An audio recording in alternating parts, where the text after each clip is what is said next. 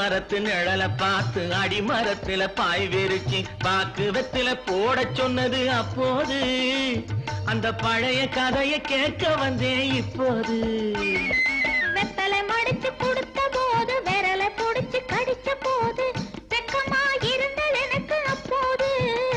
எல்லாம் விவரமாக புரியுதையா இப்போது